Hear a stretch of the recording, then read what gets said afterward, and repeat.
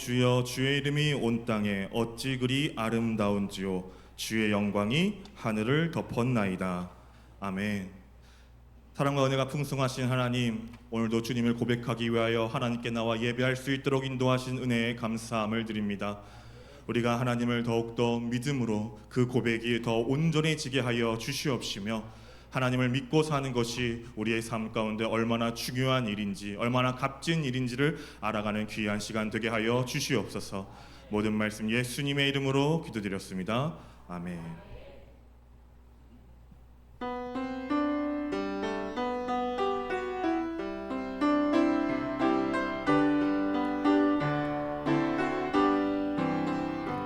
여기에 모인 우리 주의 은총 받은 자여라. 주께서 이 자리에 함께 계심을 아노라. 언제나 주님만을 찬양하며 따라가리니, 시험을 당할 때도 함께 계심을 믿노라. 이 믿음 더욱 굳세라. 주가 지켜주신다.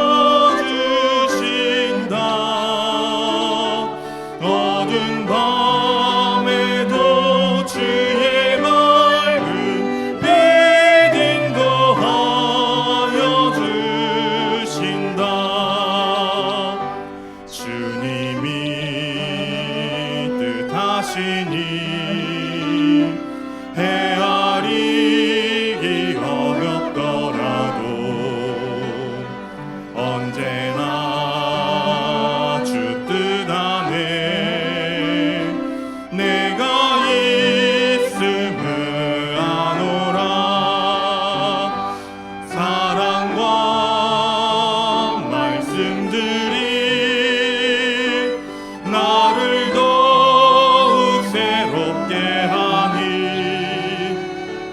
때로는 넘어져도 최후 승리를 믿노라. 이 믿음 더욱 굳세라. 주가 지켜주신다. 어두운 밤에도 주의 맑은 빛 인도하여 주신다. 여기에 모인 우리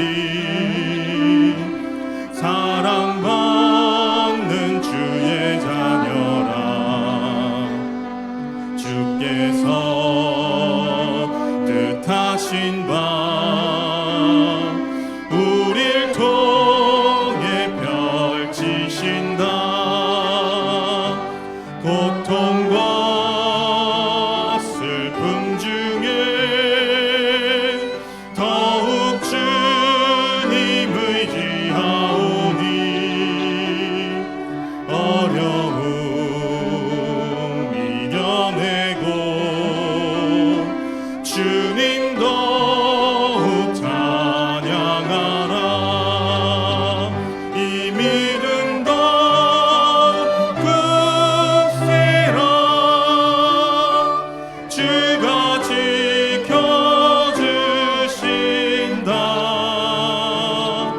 어두운 밤에도 주의 맑은 빛 인도하여 주신다. 아멘. 전능한 사천지를 만드신 하나님 아버지를 내가 믿사오며, 그 외아들 우리 주 예수 그리스도를 믿사오니, 이는 성령으로 잉태하사 동정녀 마리아에게 나시고 본디오 빌라도에게 고난을 받으사 십자가를 못 박혀 죽으시고 장사한 지 사흘 만에 죽은 자 가운데서 다시 살아나시며 하늘에 오르사 전능하신 하나님 우편에 앉아 계시다가 저리로서 산 자와 죽은 자를 심판하러 오시리라. 성령을 믿사오며 거룩한 공예와 성도가 서로 교통하는 것과 죄를 사하여 주시는 것과 몸이 다시 사는 것과 영원히 사는 것을 믿사옵나이다. 아멘.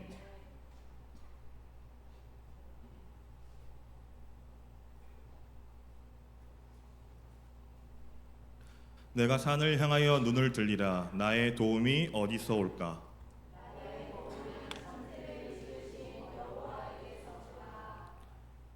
여호와께서 너를 실족하지 아니하시게 하시며 너를 지키시는 이가 졸지 아니하시리로다.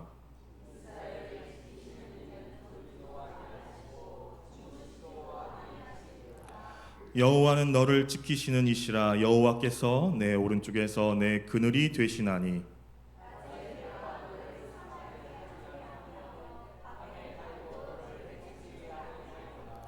여호와께서 너를 지켜 모든 환난을 면하게 하시며 또 내 영혼을 지키시리로다.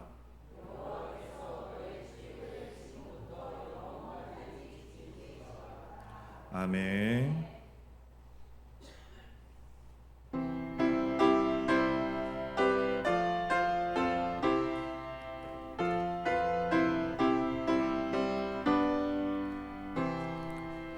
주 날개 민 내가 편안히 쉬네.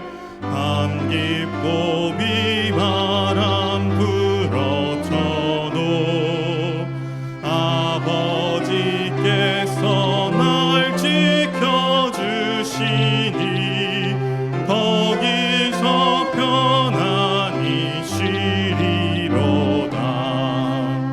주 날개 평안하다. 그 사랑 끊을 자위뇨. 주 날개 믿내시는 영혼 영원히 거기서 살리. 주 날개 나의 피난처 되니 거기서 쉬기를 원하노라.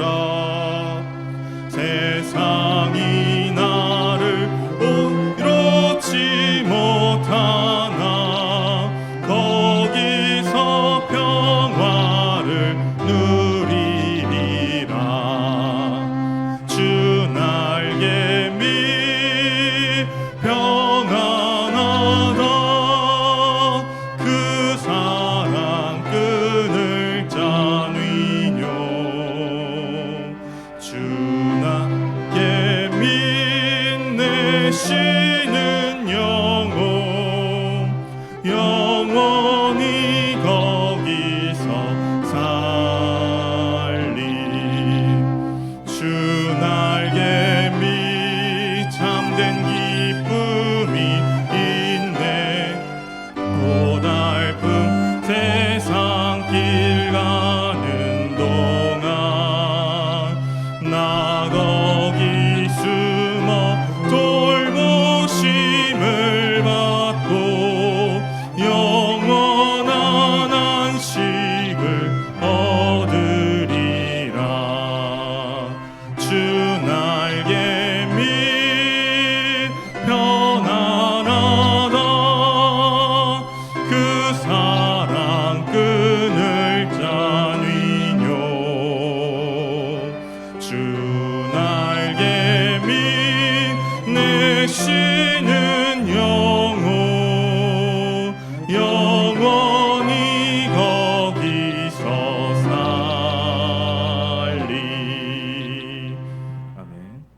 사랑과 은혜가 충만하신 하나님 아버지, 오늘도 거룩한 주일을 허락하시고 저희를 주님의 전으로 불러주셔서 감사와 찬양으로 예배를 드리게 하시니 감사합니다. 아멘.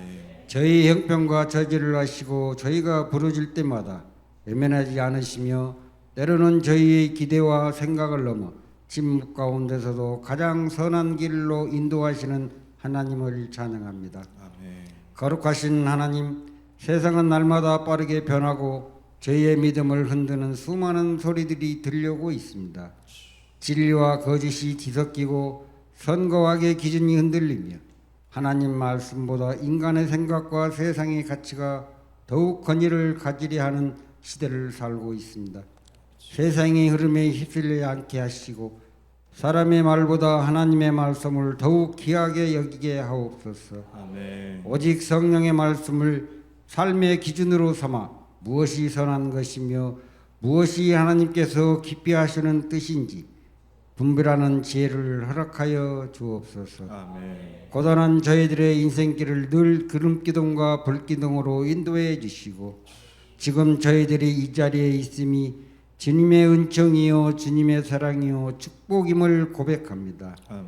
저희들이 얼마나 나약하고 부족하고 연약한 사람임을 알기에 하나님의 그 크신 사랑을 날마다 깨닫게 하시고 한 주간 동안 아버지 앞에 바로 서지 못한 저희들의 죄악을 이 시간 고백합니다. 주. 골고다 십자가 보혈로 정결케 씻어 주옵소서. 아멘. 하나님 아버지, 특별히 우리 교회 안에 세워주신 믿음의 어르신들을 기억하여 주옵소서. 아멘. 수많은 삶의 굴곡을 지나오면서도 믿음을 지키며 오늘까지 살아오게 하신 은혜를 기억하여 주시고 믿음의 기둥과 평안과 은혜를 더하여 주시며 연약한 역시를 주님의 강한 손으로 붙들어 주옵소서. 아멘. 질병으로 고통받는 식구들에게 치유와 회복을 허락하시고 따뜻한 위로와 사랑을 더하여 주옵소서. 아멘. 사랑의 하나님, 우리 교회가 말씀과 기도에 더욱 든든히 세워지게 하시고 사람의 생각이나 세상의 방법이 아니라 성령의 인도하심을 따라서 움직이는 교회가 되게 하여 주옵소서. 아멘. 서로의 아픔을 돌아보고 기쁨과 슬픔을 함께 나누며 서로를 위해 기도하는 사랑의 공동체가 되게 하옵소서. 아멘. 다니엘에 오신 목사님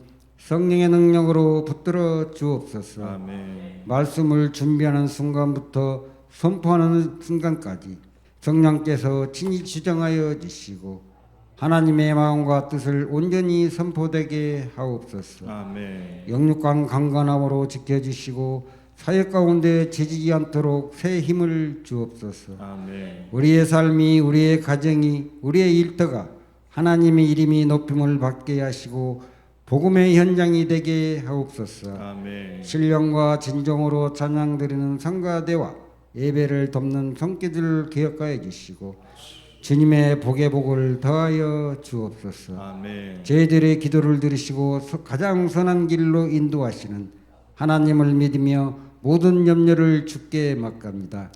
감사드리고 예수 그리스도의 이름으로 기도드렸습니다. 아멘.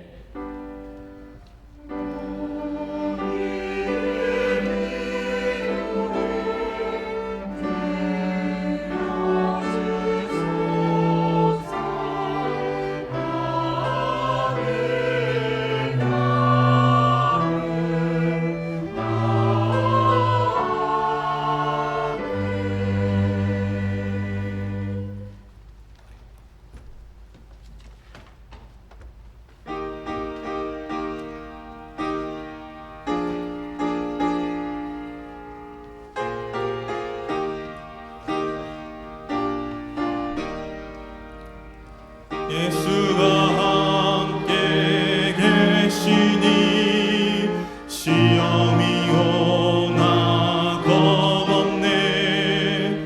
주님이 은원 되시는 예수를 위해 삽시다.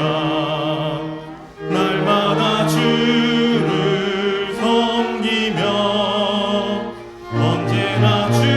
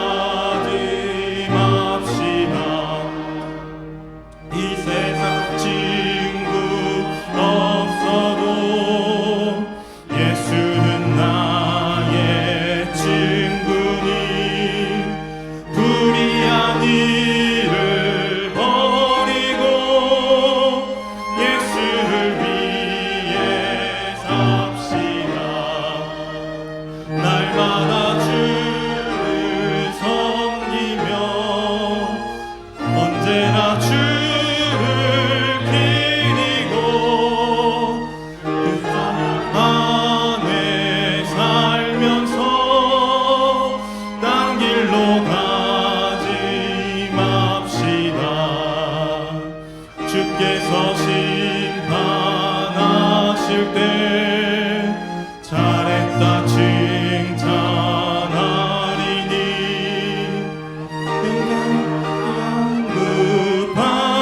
양급받도록 예수를 위해 삽시다.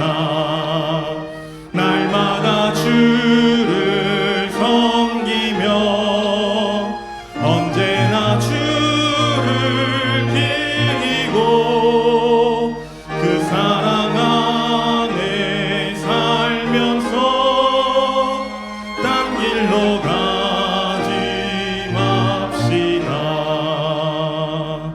아멘. 교회 소식 전해드리겠습니다. 병중에 있는 성도님을 위해 기도해 주시기 바랍니다. 에그리나 주일학교 아이들이 캠프를 잘 다녀왔습니다. 받은 은혜를 통해 하나님과 행동하는 귀한 성장이 있길 소망하며 성도님들의 많은 관심과 기도를 바랍니다. 오늘 2부 1, 2, 3 어울림 예배 후 목장 강사 모임이 있겠습니다. 다음 주 1시 10분에 청년연합 모임이 1층에서 있겠습니다. 우리 교회의 학생의 사역자를 모시려 합니다. 좋은 사역자가 올 수 있도록 함께 기도해 주시면 감사하겠습니다. 예배 후 교회 청소가 있겠습니다. 이상입니다. 오늘 말씀 보도록 하겠습니다. 오늘 말씀 시편 13편 1절에서 4절까지입니다. 시편 13편 1절에서 4절까지. 여호와여 어느 때까지이니까 나를 영원히 잊으시나이까? 주의 얼굴을 나에게서 어느 때까지 숨기시겠나이까? 나의 영혼이 번민하고 종일토록 마음에 근심하기를 어느 때까지 하오며 내 원수가 나를 치며 자랑하기를 어느 때까지 하리이까? 여호와 내 하나님이여 나를 생각하사 응답하시고 나의 눈을 밝히소서. 두렵건대 내가 사망에 잠을 잘까 하오며 두렵건대 나의 원수가 이르기를 내가 그를 이겼다 할까 하오며 내가 흔들릴 때에 나의 대적들이 기뻐할까 하나이다. 아멘.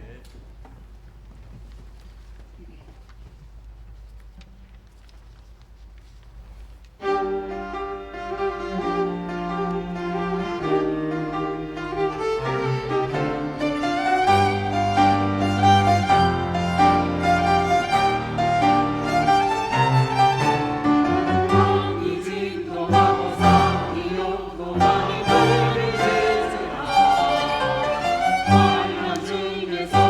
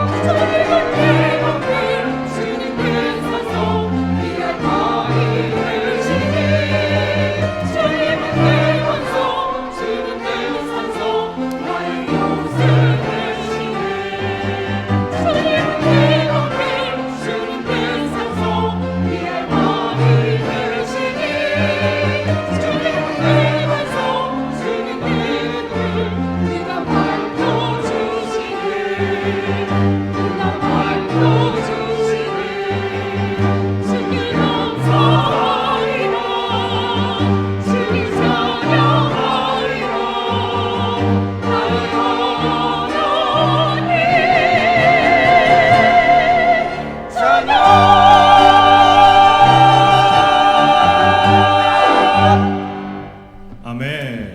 감사합니다. 정말 멋진 연주와 또 성가를 해주셔서 감사드리고, 제가 오늘 이 성가를 들으면서 되게 더 은혜가 되는 것들은 제가 사실 다윗에 대해서 오늘 말씀을 좀 준비를 했는데, 지금 성가곡 자체가 다윗의 고백입니다. 그리고 오늘 이 고백도 제가 설교에 넣을까 말까를 고민하고 있었는데 대신에 성가를 또 해주셔가지고 굉장히 더 은혜가 되지 않았나라는 생각을 해봅니다. 우리 은혜와 함께 해주신 하나님께 영광 올려드리는 마음과 또 수고했던 성가들을 위해서 박수 한번 한번 어떨까 싶습니다. 오늘 멋있는 연주까지 너무 감사했습니다. 함께 인사하겠습니다. 할렐루야. 하나님은 사랑합니다. 사랑합니다. 네, 8월 한 달간은 제가 믿음에 대한 말씀을 함께 나누려고, 제가 지난주에 아브라함의 일대기를 통해서 우리가 어떤 믿음의 모습들을, 또 어떤 형태의 믿음의 모습들을 갖춰야 할지에 대한 말씀을 좀 나누어 보았습니다. 오늘도 믿음에 대한 이야기를 나누려고 하는데, 여러분들 혹시 성경에서 제일 좋아하는 인물이 누구신가요? 라고 물어보면 여기 계신 분들 중에 반드시 한 명이 등장하는 인물이 아까 제가 얘기했던 누굽니까? 다윗입니다. 아마 다윗을 좋아하시는 분들이 굉장히 많을 거예요. 그 이유도 굉장히 다양할 거라고도 생각합니다. 근데 보편적으로 우리가 다윗을 좋아하는 이유는 그가 성공한 왕, 하나님과 함께 동행한 왕, 그리고 하나님이 인정한 왕이었기 때문이지 않을까라고 생각합니다. 오늘은 그 하나님이 인정했다고 생각이 드는 이 다윗이라는 인물을 통해서 우리가 어떤 믿음을 갖추었으면 좋은지를 시편을 통해 한번 말씀을 나눠보았으면 좋겠습니다. 먼저 우리가 다윗을 좋아하는 이유가 분명 있을 겁니다. 그거 다윗이 갖고 있는 훌륭한 점들이 있었기 때문인데, 그 훌륭한 점들에 대해서 먼저 말씀을 드리면, 다윗은 하나님을 섬기고 하나님을 끝까지 따르려고 노력했던 사람이었습니다. 어린 시절부터 다윗은 하나님과 함께 동행하려고 노력했는데, 목동이었을 때 양을 치면서 하나님이 자기를 보호하고 있다고 믿으며 살았던 사람이 바로 이 다윗이었습니다. 그래서 다윗은 사자와 곰이 나타나서 발톱으로 자신들의 양을 위협할 때에 하나님을 의지하면서 그 사자와 곰에게서 양을 지켜냈던 인물이었습니다. 그리고 그러한 믿음의 모습이 나중에 어디까지 흘러가게 되냐면 골리앗 앞에까지 흘러가게 되는 것이죠. 이 블레셋 사람 중에서 골리앗이라는 사람이 하나님의 백성들을 업신여기기 시작합니다. 막 조롱하기 시작합니다. 그때 다윗이 형들에게 찾아갔다가 그 소리를 듣고 화가 나서 사울 왕 앞에 가서 이렇게 얘기하죠. 내가 저 소리를 듣고만 있을 수 없습니다. 하나님을 모욕하는 저 소리를 들을 수 없으니 내가 싸우겠습니다. 그래서 직접 나가서 싸우게 되는데, 다윗이 소년이었던 시절이었으니까 힘이 있었을까요? 없었습니다. 그가 창이나 칼을 다룰 줄 알았을까요? 없었어요. 그래서 그는 자기가 제일 잘 다뤘던 무기, 그리고 이 무기를 통해서 하나님께서 자기를 인도해 주셨다라는 걸 경험했던 그 무기인 돌멩이랑 물맷돌을 가지고 나가서 싸우게 되고 골리앗을 이기게 됩니다. 그 모든 일들이 다 누가 해줬다고 인정한 거였어요? 다윗은 하나님이 해주셨다고 인정하면서 그것을 이겨냈습니다. 다윗이 성장했을 때에는 아말렉과의 전쟁에서도 다윗은 하나님을 굉장히 의지하면서 살았습니다. 아말렉이 시글락이라고 하는 다윗이 있었던 그 지역을 쳐들어왔습니다. 근데 그 시글락을 쳐들어와서 그 자신들의 가족들, 자신들의 군사의 가족들을 다 잡아가고 물건들도 다 뺏어간 거예요. 그러니까 그 장소에 남아 있었던, 아직 그 상황에서 벗어나지 못했던 백성들이 다윗을 굉장히 미워하고 다윗을 죽이려고까지 했습니다.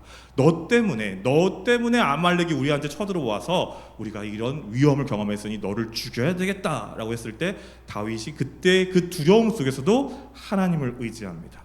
그러면서 하나님께 기도하죠. 하나님, 우리가 나와 내 백성들이 아말렉을 쫓으면 이길 수 있겠습니까? 그랬더니 하나님께서 너가 쫓으면 이긴다. 쫓아서 이겼습니다. 그래서 아말렉에서 빼앗긴 모든 것들을 가져오고 더해서 아말렉이 가지고 있던 것들도 가져오게 되죠. 하나님을 의지하면서 이런 승리를 거뒀던 인물이 바로 이 다윗이라는 사람이었습니다. 다윗은 왕이 된 후에도 하나님을 의지하면서 살았습니다. 자신의 뜻이 있었지만 하나님의 뜻을 조금 더 우선으로 둘 수 있는 사람이 바로 이 다윗이었죠. 다윗은 왕이 되었을 때 한 가지 소원이 있었어요. 그 소원은 성전, 하나님의 성전을 자기가 짓고 싶었던 거예요.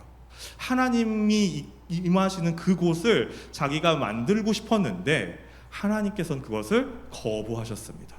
너의 손에 피가 너무 많이 묻어 있구나. 내 성전을 너는 짓지 못할 것이다. 여러분 한번 생각해 보십시오. 하나님께 내가 이것을 하겠다, 내가 하나님께 많은 것을 드리겠다라고 성언했는데 하나님이 야, 너는 지금 자격이 안 돼, 너는 영원히 그걸 해서는 안 돼 라고 말한다면 여러분들은 어떤 마음이 드실까요?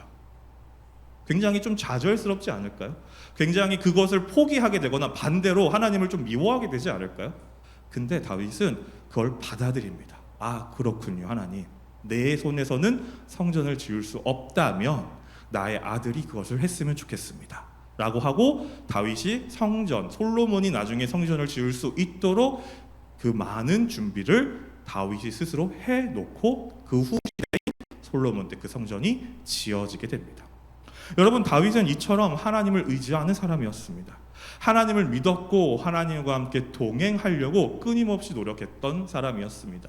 절망이 찾아오면 그 순간에도 하나님을 바라보려고 했고 믿음이 흔들릴 때마다 다시 한번 마음을 붙잡고 하나님을 의지하려고 했던 사람이었습니다.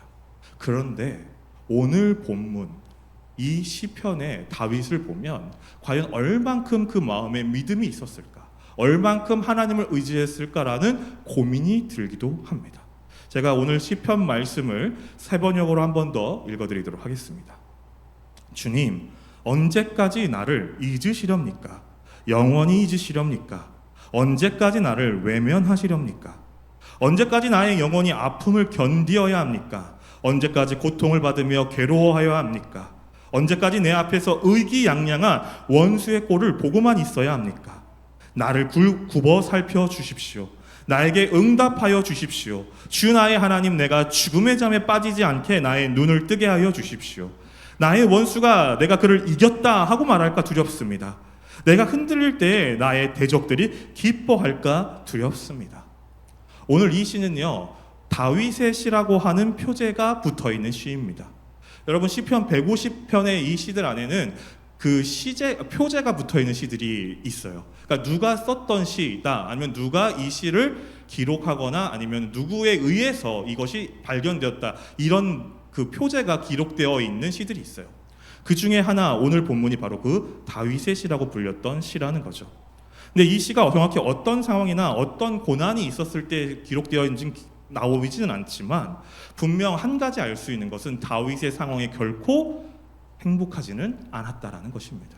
고난 속에 있었다라는 것이죠.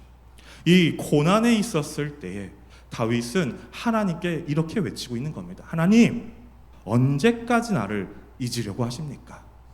개역개정으로는 여호와여, 어느 때까지니까? 왜 나타나지 않으십니까? 원수가 내 앞에 있고 나를 업신여기고 자기가 나에게 이겼다고 외치고 있습니다. 하나님, 내가 이 절망 속에서 벗어나고 싶은데 벗어날 수가 없습니다. 하나님, 도대체 하나님은 어디에 계시고 언제 내 앞에 나타나셔서 이 상황을 철회해 주실 것입니까? 뒤바꿔 주실 것입니까? 라고 외치는 것이 오늘 이 다윗의 시라는 것입니다. 여러분, 다윗의 시라고 하는 시는 시편에 73편이 기록되어 있다고 합니다.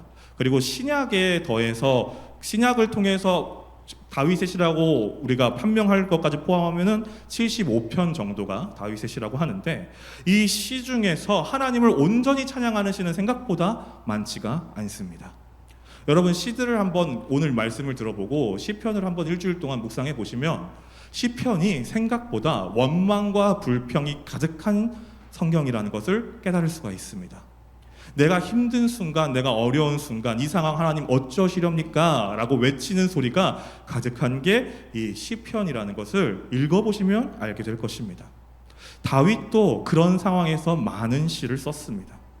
다윗은요, 모함 속에서 또 배신 속에서 억울함을 하나님께 토로했습니다. 또 도망하는 상황 속에서, 전쟁 속에서 하나님께 내가 지금 고독합니다. 하나님, 내가 너무 슬픕니다. 하나님, 나 좀 위로해 주십시오라고 하나님께 부르짖는 시들을 많이 기록하였습니다. 여러분들은 이런 다윗의 모습을 보면서 아까 처음처럼 다윗이 정말 훌륭한 왕, 훌륭한 하나님을 믿는 자녀였다고 생각이 드시나요? 정말 다윗의 그 모습이 믿음의 사람이었다, 온전한 믿음을 갖추은 사람이었다라는 생각이 드시나요? 제가 여기까지만 말하면 그래도 나는 다윗이 참 믿음의 사람입니다 라고 얘기할 수 있을 거라고 생각합니다. 그런데요, 다윗의 실패에 대해서 성경이 기록되어 있는 걸 들으시면 조금 더 생각이 바뀌실 수도 있을 것 같습니다. 다윗은요, 하나님을 굉장히 의지했던 사람이라는 건 우리가 다 알고 있습니다. 그런데 그 의지하는 순간순간에서도 끊임없이 넘어지고 무너집니다. 우리가 지난주에 아브라함에 대해서도 말씀을 나눌 때 그랬잖아요. 아브라함이 처음부터 믿음이 강한 게 아니라 믿음을 하나님께서 쌓아주셨다는 것처럼 다윗도 처음에 믿었던 그 믿음을 끝까지 유지하면서 온전한 믿음을 가지고 살았던 사람은 아니었다라는 겁니다. 대표적인 사건 몇 가지를 말씀을 드릴 건데, 가장 유명한 밧세바를 범한 사건을 제외하고 제가 몇 가지만 얘기를 드리겠습니다. 다윗이 사울에게 도망하던 시기였어요. 놉이라는 지역에 가서 제사장 아히멜렉이를 만나게 됩니다. 근데 여기서 중요한 게, 다윗은 쫓기고 있었기 때문에 이 사람에게 자기의 정체, 그러니까 자기가 쫓기고 있다고 말하면 이 아히멜렉이라는 사람이 누구한테 얘기를 해서 자기가 잡힐 수 있게 되는 겁니까? 사울에게 얘기해서 잡힐 수도 있으니까 속였어야만 했어요. 그래서 거짓말을 합니다. 내가 왕의 명령으로 이곳에 왔습니다. 그런데 내가 줄이고 있으니 나와 너 저기 있는 내 병사들에게 떡을 좀 주십시오 라고 이야기를 합니다. 근데 아히멜렉은 전혀 의심을 할 필요가 없었죠. 왜냐하면 다윗을 그 사울이 원래 잘 쓰고 있었다라는 걸 알고 있었고, 노비라는 지역과 예루살렘이 좀 거리가 있었기 때문에 이 당시에 이것을 바로 알 수가 없었어요. 사울이 다윗을 죽이려고 한다는 사실을. 그래서 아히멜렉은 전혀 의심하지 않고 어떻게 도울까 생각을 했지만, 그 지역 노베는 지금 빵이 없었어요. 대신에 뭐가 있었냐면 하나님께 바쳤었던 떡이 준비되어 있었습니다. 그래서 얘기합니다. 제가 지금 당신에게 드릴 내 일반적인 떡은 없는데 하나님께 드렸던 떡이 있습니다. 내가 이거라도 당신에게 드리는데, 대신에 당신들이 지금 죄를 짓지 않았어야 되는데 죄를 안 지었습니까? 라고 물어봐요. 조금 더 성경에는 자세하게 기록되어 있는 게 범하지 않았냐, 혹은 그 여성을 가까이 하지 않았냐, 이런 식으로 더 자세하게 나와 있거든요. 이제 그런 것들을 하지 않았습니까? 라고 물어봐요. 그러니까 정결하냐라는 거예요. 정결한 모습으로 이 떡을 먹을 준비가 되었습니까? 라고 했을 때 다윗이 나와 내 군사들은 정결합니다 라고 얘기해요. 근데 생각해 보십시오. 지금 다윗의 모습이 정결합니까? 전혀 정결하지 않죠. 도망 왔는데 거짓말로 지금 제사장을 속이고 있는 모습이잖아요. 정결하지 않아요. 그런데 정결하다고 하고 떡을 받습니다. 근데 떡만 받은 게 아니라 급하게 도망 나오다 보니까 무기가 없는 거예요. 그래서 또 한 번 거짓말을 합니다. 그런데 제가 왕의 명령을 통해서 급히 오다 보니까 무기가 없네요. 여기 칼과 창이 있습니까? 했더니 아히멜렉이 여기에 당신이 쓰러뜨렸던 골리앗의 칼이 있습니다. 이거라도 가져가시겠습니까? 해서 골리앗의 칼을 들고 갑니다. 그런데 여기서 중요한 게, 이 상황을 사울의 목자 중 우두머리였던 도액이라는 사람이 지켜보고 있었다라는 거예요. 그리고 성경엔 이렇게 기록되어 있어요. 이 도액이 지켜봤던 걸 누가 또 알고 있었냐면 다윗이 알고 있었다라는 거예요. 근데도 그 자리를 그냥 도망가 버립니다. 어떤 일이 이후에 벌어졌을까요? 사울이 도액을 통해서 이 사건을 듣고 아히멜렉을 부릅니다. 네가 다윗을 도와주었느냐? 아히멜렉이 얘기하죠. 아니요, 저는 왕에게 쫓기는 몸인 줄 모르고 왕의 명령으로 왔다고 해서 도와줬습니다. 그러나 사울은 이 말에 귀 기울이지 않고 네가 다윗을 도왔으니 너는 죽어라, 죽여버립니다. 그리고 그 노베에 있던 제사장 85명의 제사장도 다 죽여버립니다. 거기서까지만 끝났어도 참 다행은 아니지만 그나마 나았을 텐데, 사울의 분노가 풀리지 않았어요. 노베 지역에 있는 사람 모두 죽여버립니다. 누구 때문에요? 다윗 때문에. 다윗은 그 도액이라는 사람을 보았는데도 불구하고요. 이 사건을 이 아히멜렉의 아들 아비아달을 통해 듣게 됩니다. 아비아달은 사울이 쳐들어왔을 때 도망왔거든요. 그래서 아비아달을 통해 들었을 때 다윗이 그러니까 참회를 하는 거죠. 아, 나 때문에 이 일이 벌어졌구나. 그래서 아비아달에게 너는 우리와 함께 하자라고 하면서 이야기가 마무리가 됩니다. 여러분 생각해 보십시오. 하나님을 진정 하나님을 정말 의지했던 자의 모습이 과연 이 모습의 등치가 되십니까? 정말 하나님을 의지했다면 어떻게 했어야 될까요? 더 솔직하게 말하고 아니면 다른 방법으로 이 모든 일들을 해결했어야 되는 게 아닐까요? 다윗의 거짓말로 인해서 노베에 있는 사람 모두가 죽임을 당해버린 것입니다. 또 있습니다. 다윗이 바란 광야에 있던 시기였어요. 이 마온이라는 지역에 나발이라고 하는 사람이 살았고 그의 아내가 아비가일이었는데 그는 굉장히 큰 부자였다고 합니다. 굉장히 돈을 많은 사람이었고 가축이 굉장히 많았어요. 이 소식을 들은 다윗이 이 나발에게 병사 10명을 보내면서 굉장히 정중하게 음식을 달라고 부탁을 해요. 이게 정말 정중합니다. 여러분들이 한번 성경을 읽어보시면 알 수 있는데 어떻게 이렇게 정중하게 표현할 수 있지라고 생각할 정도로 정중히 얘기를 해요. 근데 이 나발이라는 사람은 다윗이 누구냐? 나는 그딴 사람 몰라. 근데 왜 내가 그 사람한테 음식을 줘야 돼? 저리 꺼져 하고 병사 10명을 돌려보냅니다. 조롱을 하면서 돌려보내죠. 그 얘기를 다윗이 듣자 다윗이 자기의 성정을 이기지 못해서 분노하여서 칼을 들고 병사 400명을 데리고 이 나발을 죽이려고 가는 거예요. 여러분 생각해 보십시오. 근데 이 나발이 정말 죽을 정도의 잘못을 저질렀을까요?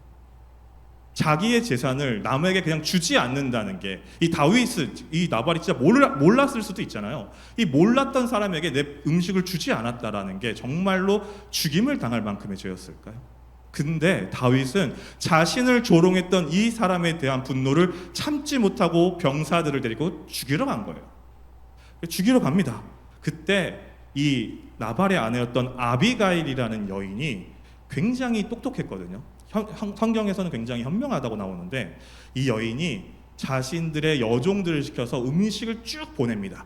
그리고 찾아가요, 다윗을. 그리고 엎드려서 또 한 번 정중히 용서를 비는데 이것도 굉장히 성경을 보면은 정중하게 나와 있어요. 무릎을 꿇고 용서를 구합니다. 그때 다윗이 깨달아요. 아, 내가 분노 때문에 지금 큰 일을 저지를 뻔했고 내가 큰 살인을 저지를 뻔했는데 당신을 만나서 내 마음에 평온이 찾아왔습니다. 감사합니다. 하나님께서 보낸 게 당신인가 봅니다. 라고 하고 돌이킵니다. 그리고 다시 돌아가요. 근데 이 얘기를 아비가일이 나발에게 전하니까 나발이 그 얘기를 듣고 좀 충격을 먹고 열흘 있다가 하나님께서 이 나발을 죽여버리십니다. 근데 여기까지 얘기가 끝나면 그냥 하나님의 사람을 이렇게 했으니까 하는데 또 재밌는 점은 이 아비가일이 이제 혼자가 됐잖아요. 다윗이 이 아비가일의 모습을 보고 반했는지 아비가일을 아내로 맞이합니다. 근데 이 아비가일을 맞이하는 일들을 통해서 나중에 또 한 번 여러 가지 일들이 발생을 또 하게 되죠. 이제 마지막 하나만 더 얘기를 드리려고 하는데 왕이 된 후에도 여러 문제가 있었어요. 이번엔 자녀의 문제예요. 자녀가 한 명의 문제가 아니라 자녀들의 문제들이 발생했었습니다. 다윗의 맏아들 이름이 암논인데 이 암논이 베다른 누이 압살롬과 같은 배에서 태어난 다말이라고 하는 자기의 여동생을 범해버립니다. 마음에 든다고 범해버린 거예요. 근데 다윗이 그 얘기를 들었어요. 여러분 그 얘기를 보통 아버지가 듣게 되면 무슨 일을 해야 될까요? 엄청 꾸짖고 잘못에 대해서 이야기해야 되는데 다윗이 화는 냈는데 그 이후에 어떤 처벌도 내리지 않아요. 그게 누구의 마음을 상하게 했냐면 그 같은 배에서 나왔던 압살롬이라고 하는 아들의 마음을 상하게 해버립니다. 그래서 압살롬이 형을 죽여버립니다. 다윗이 만약에 이 암논의 죄를 정확하게 처리했었다면 압살롬이 형제를 죽이는 일은 일어나지 않았을지 모릅니다. 그런데 그것을 제대로 처리하지 못하니까 형제가 형제를 죽여버리는 일이 발생한 거예요. 그리고 압살롬이 형제를 죽였으니까 도망갔다가 다윗이 돌아오라고 해가지고 이제 돌아오게 돼요. 여기서도 문제가 발생하는 게 이렇게 됐을 때 다윗이 하나님을 의지하면 이 압살롬의 죄를 같이 하나님께 회개하고 압살롬을 품고 올바른 사람이 되도록 만들었어야 되는데 오고 대화는 했는데 화해를 하지 않아요. 그러니까 압살롬의 마음에 아버지를 증오하는 마음이 생깁니다. 결국 그래서 뭘 일으키냐면 반란을 일으켜요. 그리고 이 밧세바, 아까 제가 말했던 그 밧세바 사건에서 하나님께서 나단 선지자를 통해서 예언했던 일이 이 압살롬이라는 자기의 아들을 통해서 일어나게 되는데 그게 뭐였냐면 다윗의 성전 꼭대기에서 압살롬이 자신의 어머니죠. 어머니들을 범하는 것을 백성들이 보게 되는 그런 끔찍한 일을 저질러요. 압살롬은 왜 그런 행동을 했을까요? 정말로 어머니들을 사랑해서? 아니요. 다윗이 보라고 한 거예요. 아버지 시대는 끝났어요. 아버지는 이제 망한 거예요. 이제 내 시대가 왔어요. 만약에요, 압살롬과 다윗이 온전한 마음으로 화해했다면 어떻게 됐을까요? 압살롬이 정말 그런 일들을 행했을까요? 다윗은 그것도 부족했습니다. 그리고 여기서 끝나지 않고 다윗을 이 부분이 부족했는데도 불구하고 또 압살롬을 사랑했나 봐요. 그래서 압살롬과 전쟁을 하다가 압살롬을 다 이겨갈 때에 다윗이 압살롬을 향해서 울기 시작하는 거예요. 내 아들 압살롬아, 너가 죽으면 안 되는데. 그리고 압살롬이 나중에 그 말을 타고 도망가다가 머리가 나무에 걸려 죽게 되잖아요. 그때 압살롬이 죽은 소식을 듣고도 한탄을 하면서 우는 거예요. 내 아들 압살롬아, 너 대신 내가 죽었어야 되는데. 근데 그 얘기를 들은 신하들은 무슨 생각을 했을까요? 다윗 왕을 살리기 위하여서 압살롬의 군대를 물리쳤던 이 신하들은 무슨 생각을 했을까요? 그래서 요압 장군이 다윗 왕에게 얘기합니다.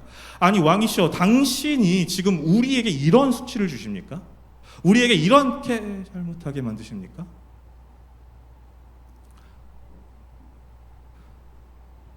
당신의 그 모습을 통해서 우리는 지금 수치를 느낍니다. 우리가 무엇을 위하여 승리했는지에 대해서 알 수가 없습니다. 라고 말하게 됩니다. 다윗은 이렇게 왕으로서도 그리고 아버지로서도 문제 있는 모습을 보일 수밖에 없었습니다. 그런데 여기서 끝나지 않고 다윗의 이러한 성정의 모습들이 아도니아라고 하는 넷째 아들한테까지 넘어가서 다윗이 말세가 되었을 때 아도니아조차도 다윗에게 반기를 듭니다. 반란을 또 한 번 일으켜요. 근데 여기서 성경은 이렇게 기록하고 있습니다. 아도니아의 반란을 보면서 성경은 다윗이 아도니아를 한 번도 나무라지 않았더라 라고 성경은 기록하고 있습니다. 즉 다윗은 왕으로서 전사로서는 훌륭한 사람이었을지 몰라도 아버지로서 가장으로서는 굉장히 많은 실패를 했던 사람이었어요. 자녀들을 하나님 안에서 올바르게 키우지는 못했던 사람이었다는 것입니다.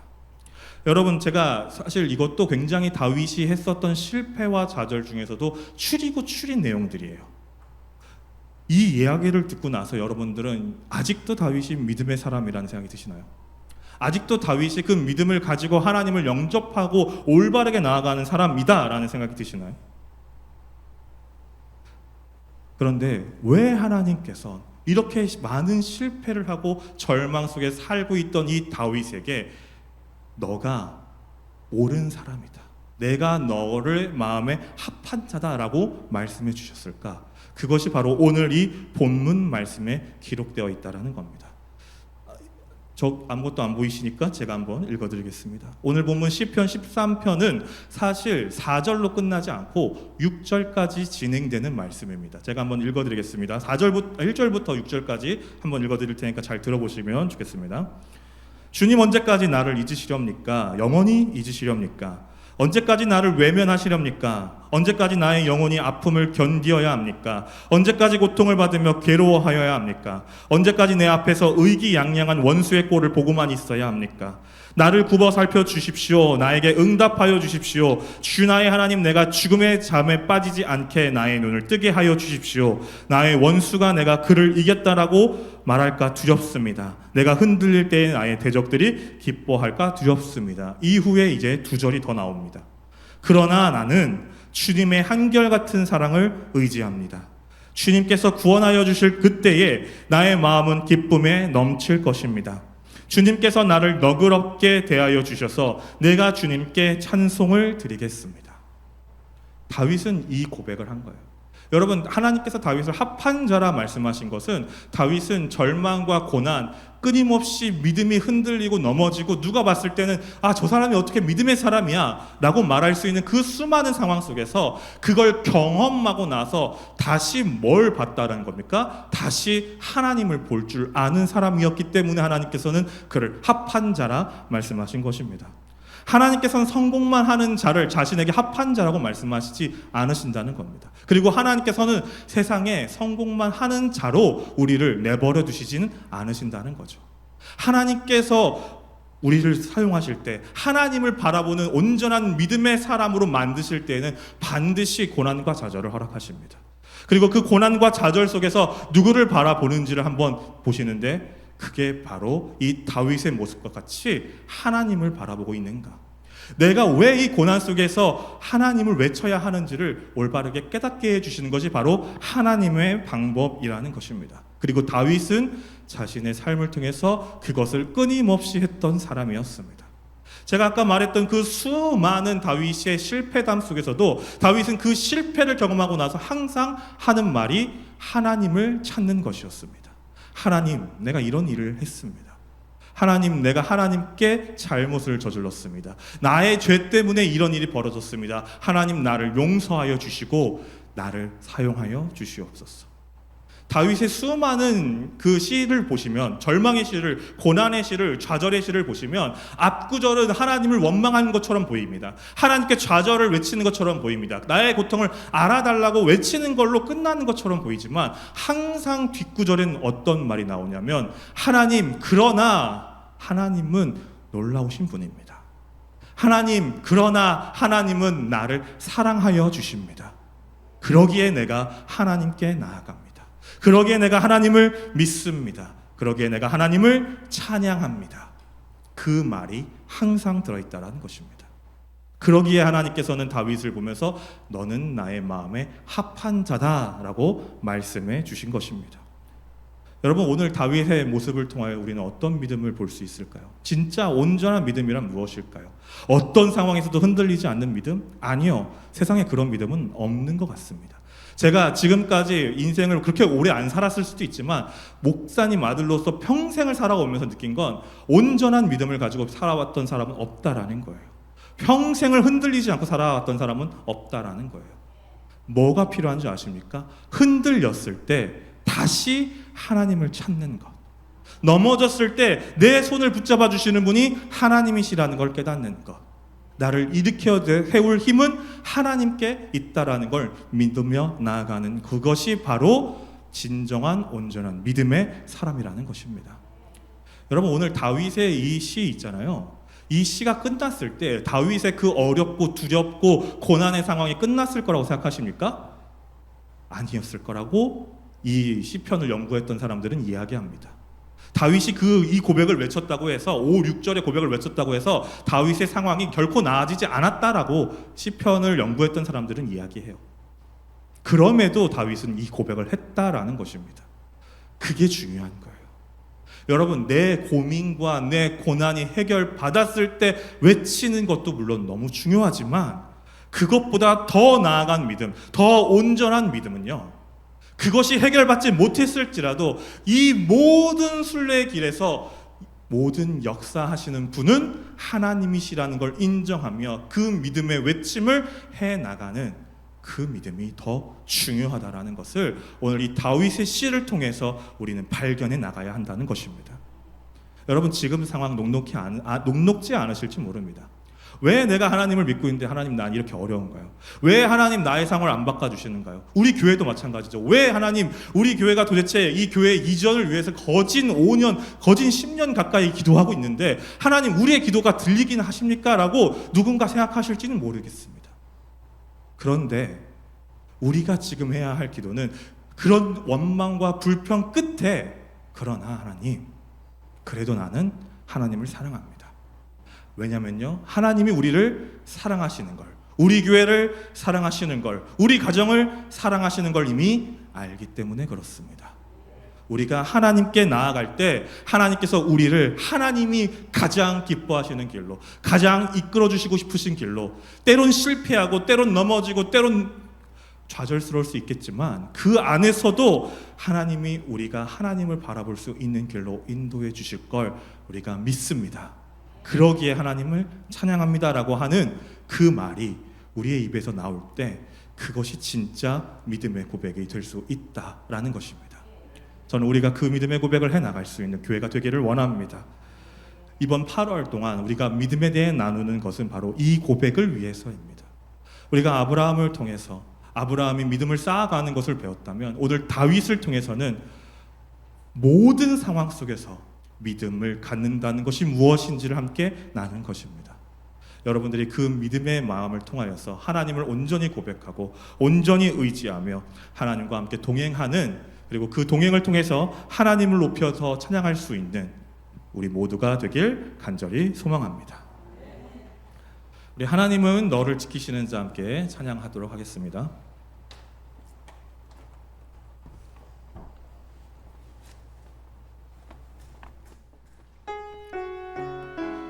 가사가 안 보이기 때문에 제가 불러드릴 테니까 부르면서 읽도록 하겠습니다. 하나님은 너를 지키시는 자,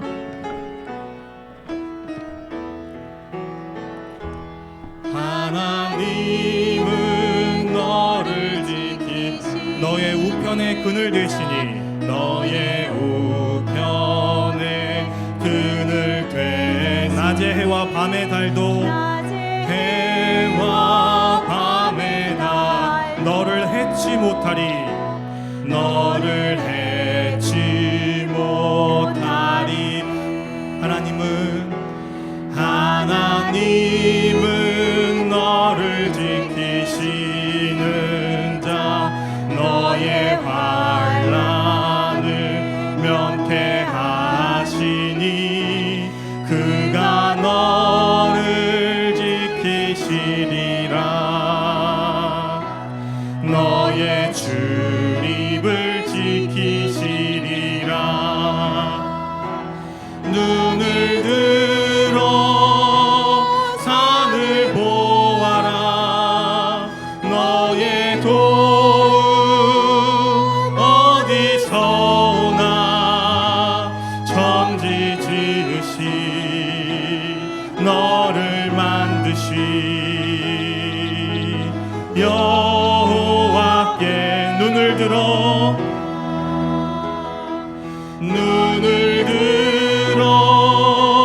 산을 보아라. 너의 도움 어디서 오나. 천지 지으시 너를 만드시